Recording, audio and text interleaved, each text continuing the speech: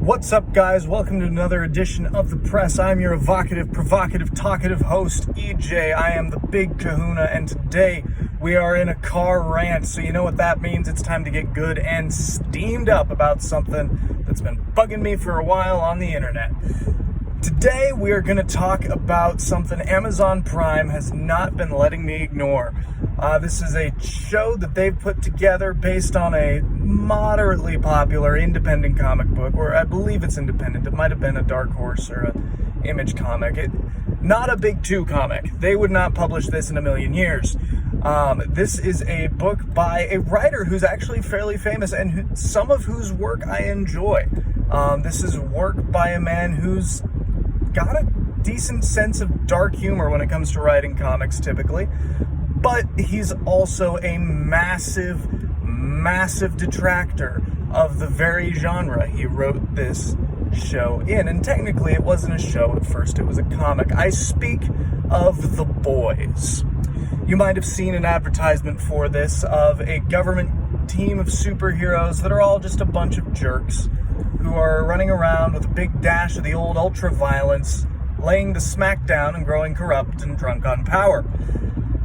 This should come as no surprise to anybody who's ever followed the creator of the series, Garth Ennis. This is a man who writes very dark, very violent, usually needlessly vile work. He created Preacher, which is entertaining. Occasionally there are pages that I just have to skip because I can't...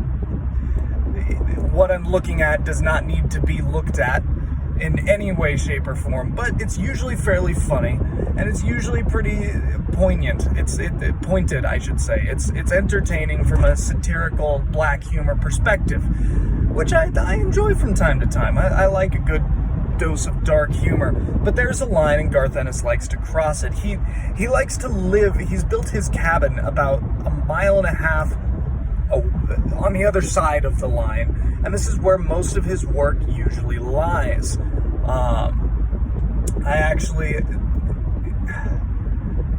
Typically I would give examples because I don't like to make unsubstantiated claims, but I would strongly recommend, if you're that curious about what kind of vileness goes on, what kind of obscenity goes on in the head of Garth Ennis, just Google it. Look it up for yourself, because I don't want to get my channel, struck out for just the absolute disgustingness that is on display in some of his books. Some of it is sexual in nature, some of it is just sheer violence. All of it is over the top. He wrote an arc on Punisher for a while, which got more political than it needed to. As he was saying, his whole talk about the Punisher was that it was apolitical, and it was trying to point out that he's a criminal just like all the others, but it was very political. And yes, it pointed out that he's a criminal just like the people he kills, but that's the basic premise of the Punisher. You don't get bonus points for spelling it out. He's also written several independent comics. Sarah is, I believe, his most recent release, and that's actually an interesting book.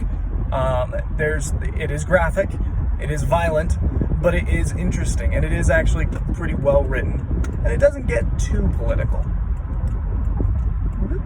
in any way other than actual Nazis are bad, and we should kill the actual Nazis, because it's set in Russia in World War... I believe it's Russia. It might be Finland. I don't recall off the top of my head.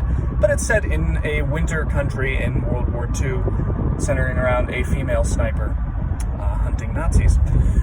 Fun book, fun premise. Like I said, it's Garth Ennis, so expect things to be more over the top than usual. But The Boys is a particular thorn in my side. This was a response to... This was a highly political comic released from 2006 to 2008 that ran the gamut of vileness you could print on a page without getting, put in a mental institution. Again, it's stuff that I actually don't want to bring up on the channel for fear of reprisal from YouTube.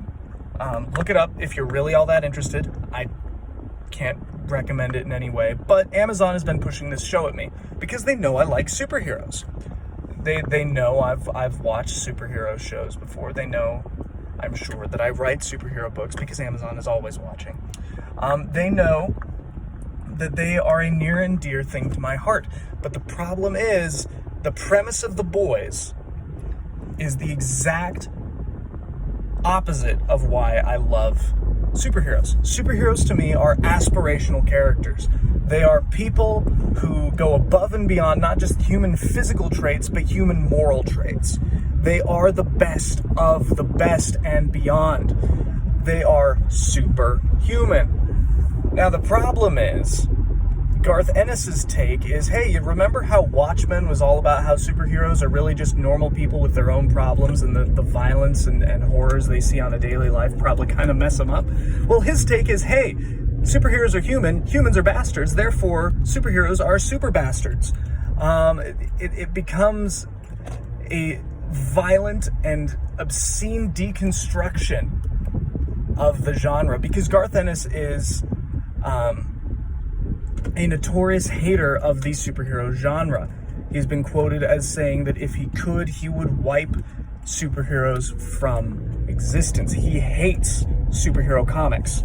He is a man who would like nothing better than to see them destroyed, because they are fairy tales, because they are too aspirational. Essentially, his dislike for them is that they are larger-than-life good guys fighting larger-than-life bad guys, instead of regular bad guys fighting larger-than-life bad guys. And so, obviously, it's not realistic enough, and I must destroy. He's not a nice person, anyway, this Garth fellow. But it is a celebration of all the things that superheroes aren't, and the show carries that. It's got all the money of Amazon behind it, so it's a good production value. It's well constructed in terms of again, production value. You know, the writing is, I would assume, fairly close to the original. I would assume they're keeping it similar, but at the end of the day, this is a story that should not be told. There are stories that don't need to be told necessarily. You know, Monty Python and the Holy Grail, I don't think anybody needed to hear the story of King Arthur and his knights screwing around and finding a French castle in England, among other things. But that's not the concern. The concern is, this is a story that says, hey, look at these fairy tale creatures. What if they were all awful? It is not a celebration of anything. It offers no value. It offers no improvement to your life. It is just an excuse to watch superheroes swear, kill each other, disembowel, and rape. It is not a good thing. It is not a worthwhile thing. It is, in fact, a story that does not need to be told, that should not be told. And Amazon is pushing it down my throat, and I'm getting awful tired of it. But anyway, that's enough from me. If I get any more steamed up, I'm going to take it to work with me, and we don't want that. So, with all that said, I am your host, EJ. It's been a fun, evocative, provocative, talkative time. I wish you all a great evening. Have a good night.